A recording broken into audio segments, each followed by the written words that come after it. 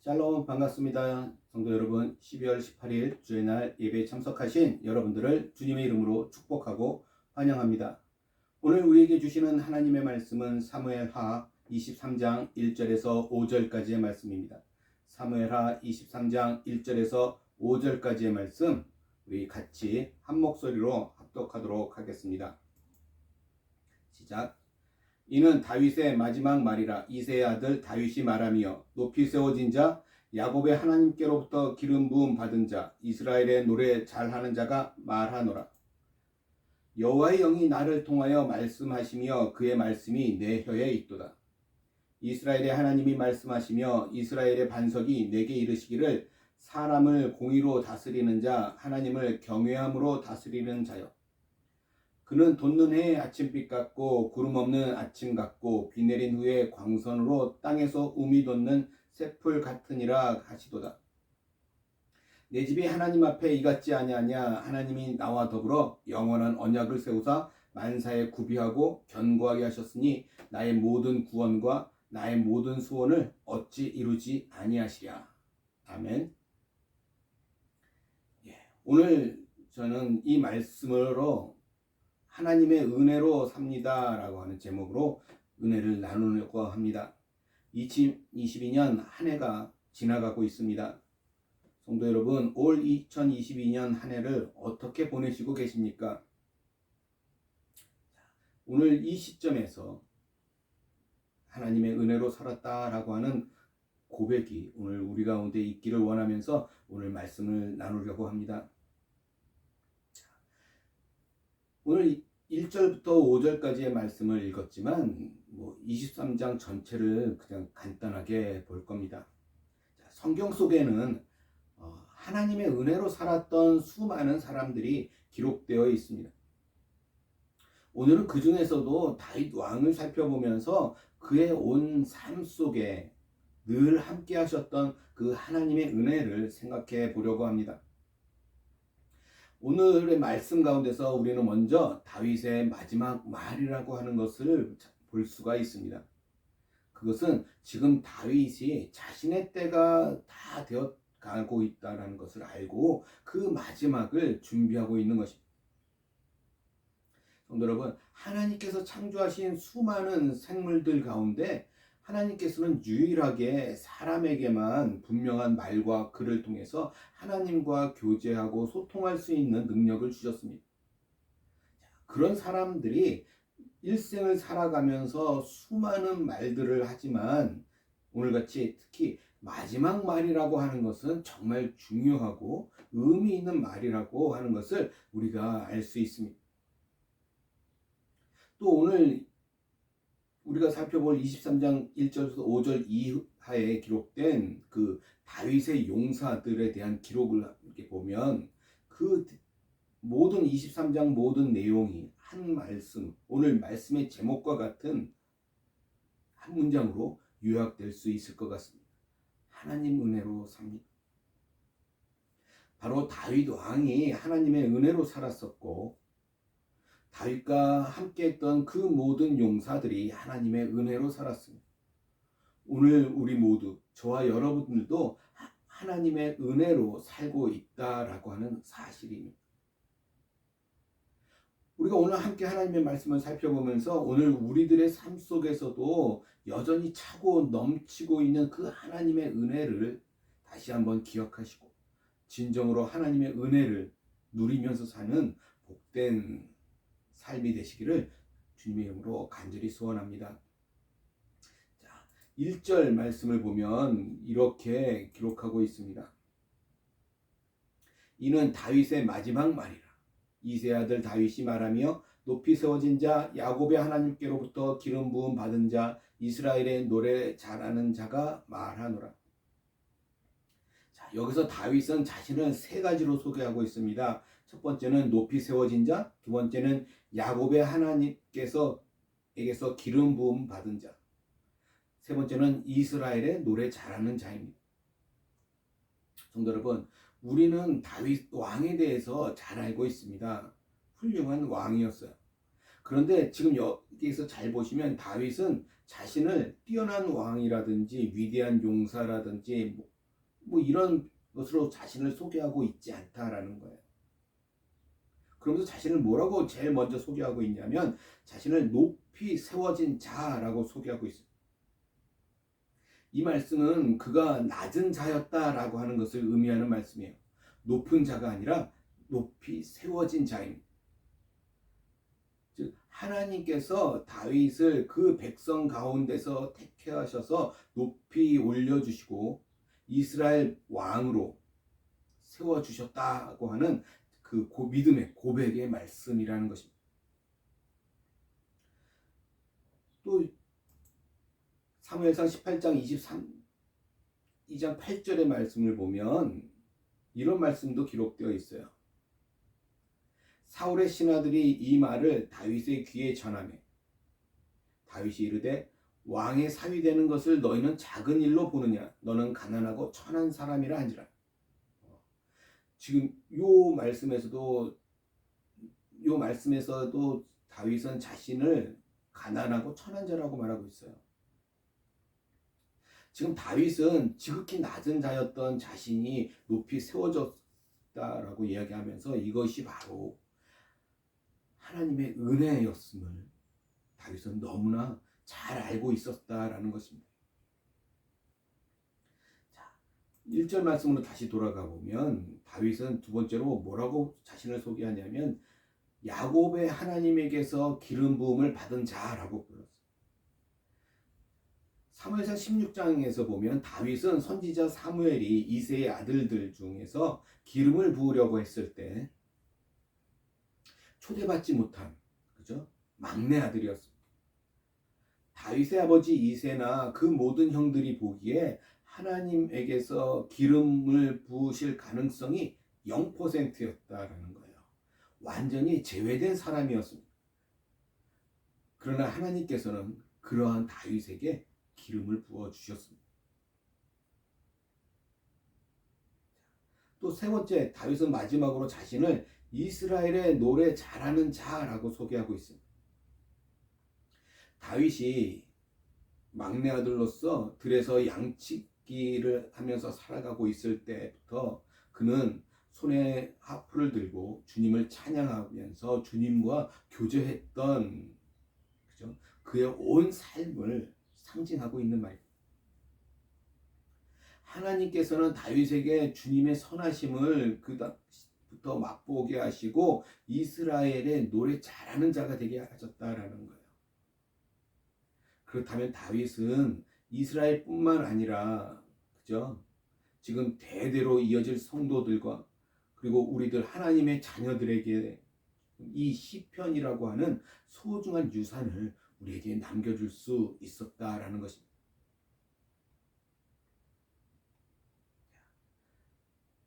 2절 말씀 볼까요? 2절에 보니까 이런 말씀이 기록되어 있네요. 여호와의 영이 나를 통하여 말씀하시며 그의 말씀이 내 혀에 있도다.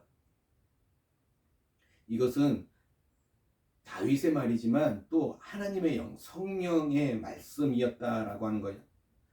즉 다윗은 이 시편의 말씀들이 자기 자신으로 말미암은 것이 아니라 주의 영으로 말미암은 것이고 하나님께서 영으로 주신 것임을 고백하고 있는 것입니다. 간절히 소원하기는 오늘 저와 여러분들 우리들의 입과 혀에도 오직 주님의 말씀이 있기를 간절히 소원합니다.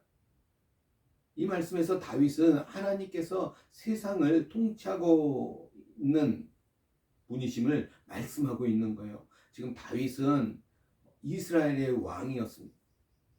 그러나 그는 자신이 하나님의 대리인일 뿐이고 실제로는 하나님께서 통치하고 계시다라고 하는 것을 그 사실을 정확히 인식하고 있었다라는 것입니다.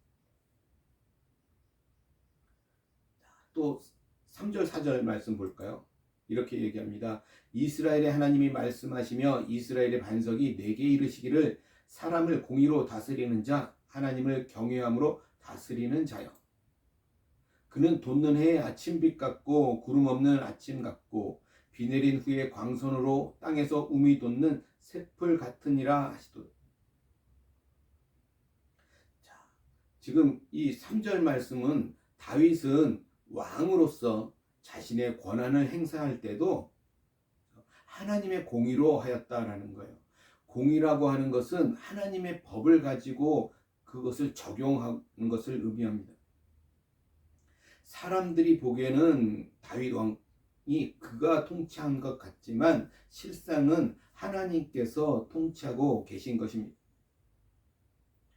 또 하나님을 경외하였다라고 하는 것은 그가 하나님의 권위 아래에 통치했다라는 것을 의미합니다. 자신이 왕이 아니라 자신의 위에 진정한 왕께서 계심을 믿고 그분을 의식하면서 통치했다라는 것입니다. 우리가 어느 위치에 있든지 마찬가지입니다. 우리가 있는 그곳에서 항상 하나님의 법을 적용하면서 살아야 한다라는 것입니다. 성도 여러분, 자기 자신이 항상 하나님의 다스림을 받고 있다고 하는 그 사실을 의식하지 못하는 사람은 절대로 다른 사람을 제대로 다스릴 수 없습니다. 그래서 우리가 위정자들을 놓고 우리가 기도해야 하는 것입니다.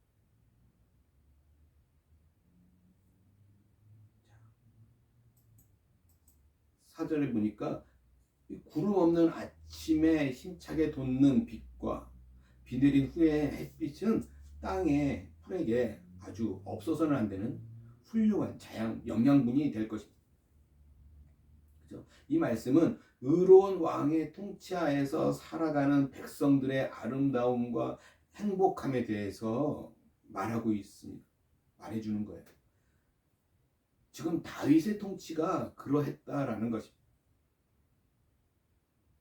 지금 현대를 살아가는 우리들에게도, 우리 크리스찬들에게도 세상에 대해서, 그죠? 하나님의 아름다운 통치의 행복함에 대해서 우리가 찬양하면서 살아가고 있는 모습이 그들의 세상 사람들에게 보여져야 한다라는 것입니다. 그런데 여기서 주의해야 할 것은, 그리고 명심해야 할 것이 있다면 그것은 우리 자신이 그런 삶을 살아야 하지만 우리 자신이 그런 빛이 되는 것은 아니다라는 거예요. 우리가 그렇게 하나님의 빛을 비출 수 있는 것은 먼저 우리에게 그 빛을 비춰주시는 그 하나님이 계시기 때문입니다. 그걸 잊어서는 안 되는 거죠. 우리는 하나님의 빛을 그저 반사하는 것일 뿐 우리 자신이 그런 힘과 생명을 주는 그런 빛이 될 수는 없습니다.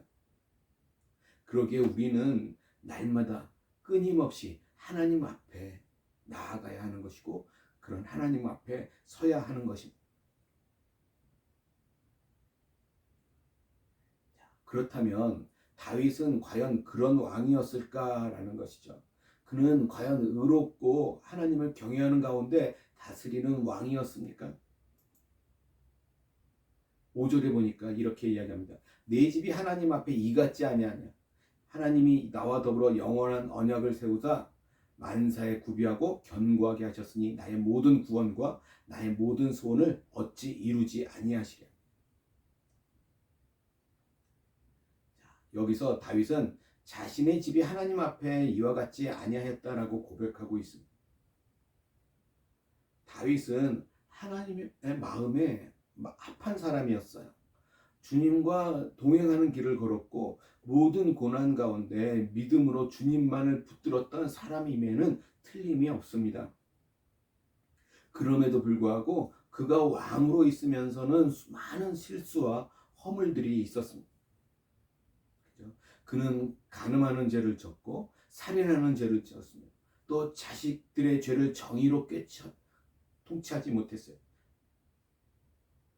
그러므로 다윗은 5절에서 이렇게 고백하고 있는 것입니다. 다윗은 자신에 대해서 하나님께서 세우신 자격이 있고 아주 적합한 왕이라고 고백하는 것이 아니라 자신은 아무 자격이 없지만 그리고 내 집이 비록 하나님의 기준에 이르지는 못했을지라도 하나님께서 나와 영원한 언약을 맺어 주셔서 지금 은혜를 베푸셨다라고 지금 고백하고 있는 것이라는 거예요. 오늘 다윗은 자신의 마지막 말을 남기는 순간에 하나님의 은혜를 기억하고 그 하나님의 은혜를 찬양하고 있는 것입니다.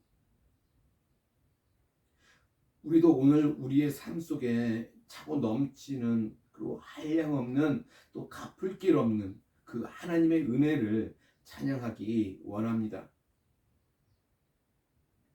자, 그리고 이어지는 23장 8절부터는 다윗의 찬양의 말에 의해서 이어서 하나님께서 다윗에게 베푸신 가장 실제적인 은혜에 대해서 기록하고 있습니다. 그 은혜는 바로 다윗과 함께 했던 37명의 용사들이었습니다.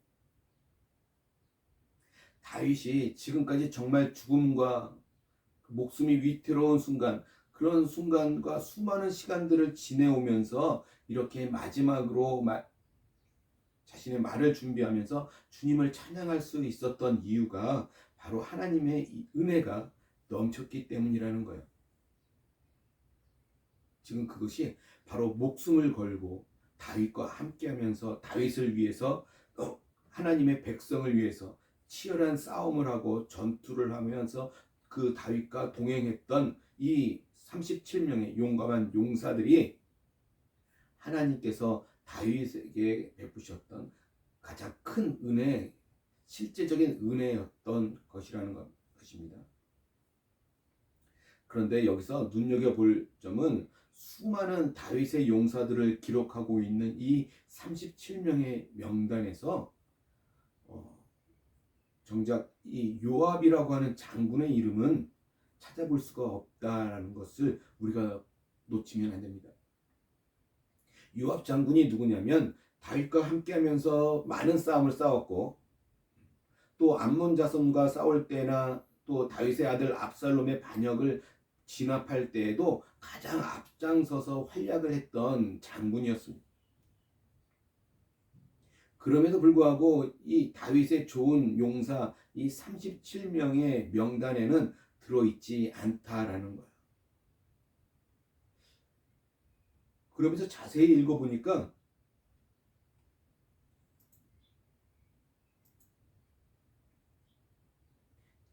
요압 장군의 이름이 어떻게 거론되고 있냐면 이 18절과 24절과 37절에 요압의 아우인 아비새와 아사엘을 말하기 위해서 기록하고 있어요. 그리고 요압 장군의 무기를 들고 다닌 나하레라고 하는 사람을 이 37명의 명단 속에 넣고 싶어서 요압이라는 이름을 사용하고 있을 뿐이라는 거예요. 놀랍지 않습니까? 장군 자신보다 그 장군의 무기를 들고 다녔던 사람의 이름이 대신 들어가 있는 거예요. 우린 여기에서 하나님께서 인정하시고 칭찬하시는 용사는 과연 어떤 사람이었을까라는 걸 잘 알아야 합니다.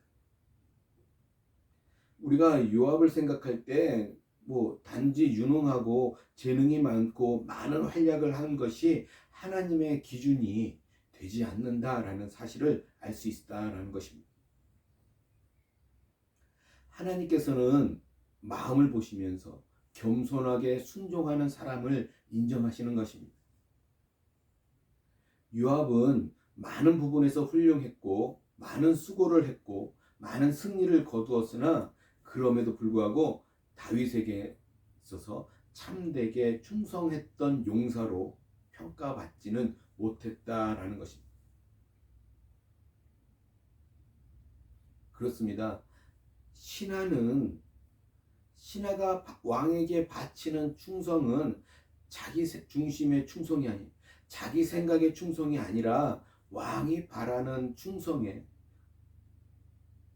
거기에 최선을 다하는 그리고 순종이어야 한다라는 사실입니다.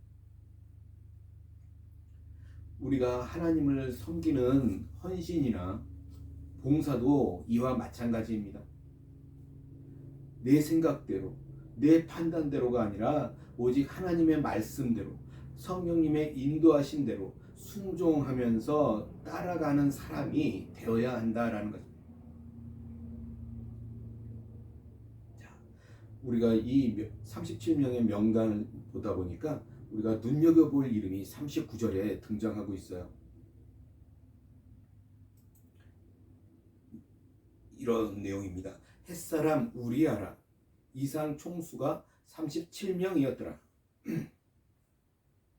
누구를 이야기하냐면 햇사람 우리아. 이 사람이 누구입니까? 그 사람은 바로 밧세바의 남편이었어요. 우린 여기서 다윗이 간음하고 살인하면서 범죄하였던 바로 그 대상이 다름 아닌 자신에게 있어서 가장 좋은 용사였다라는 것입니다. 다윗은 지금 이 명단 자체가 자신에게 얼마나 부끄럽고 수치스러운 것인지 모릅니다. 그죠? 그러나 성경 기록은 하나님의 말씀이기에 왕이라 할지라도 자기 뜻대로 추가하거나 삭제하거나 변경을 할 수가 없습니다.